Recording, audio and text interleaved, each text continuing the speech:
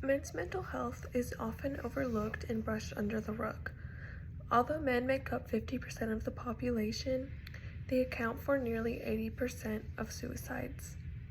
Mental health is a problem that both sexes face, but why is it that more men commit suicide? Is it because they are taught that they should not cry or show emotion? Is it because they feel that they should be leaders and they believe their own mental health could be a hindrance to their family? Or is it because they don't feel comfortable expressing their feelings because they were never taught the proper way? In childhood, boys are often taught that they should not cry. If a boy falls down and hurts himself and starts crying, he said, "Boys don't cry, you have to be tough.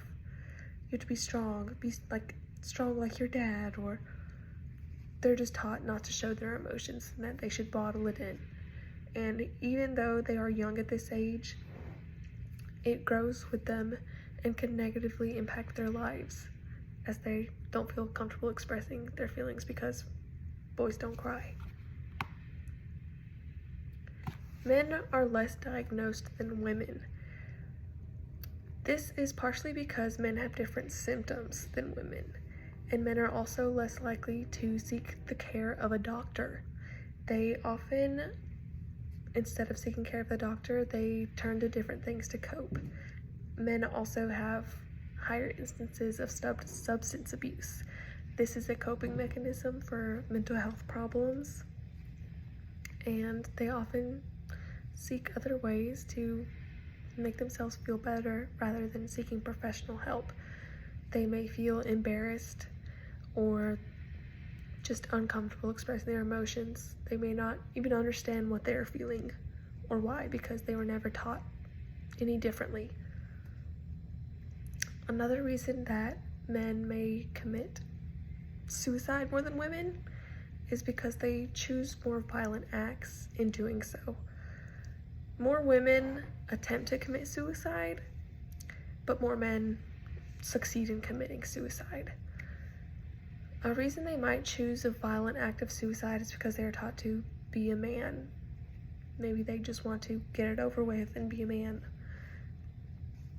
There are more gun owners who are men than there are who are women, so they may choose a gun which is more likely to kill you than choosing something less violent like overdosing, which women often choose. Women also may attempt suicide as a way to communicate how they are feeling and that they do need help instead of just saying it. More men choose violent types because there's a stereotype that they have to be tough or strong and they shouldn't fail. And even in committing suicide, they feel they should not fail. Men are less likely to communicate their feelings due to these negative stereotypes that have been implemented in them through their childhood and into adulthood. The truth is, men have just as many feelings as women and should never be overlooked. We as a society need to pay attention and listen when a man may be hurting and never undermine how they feel.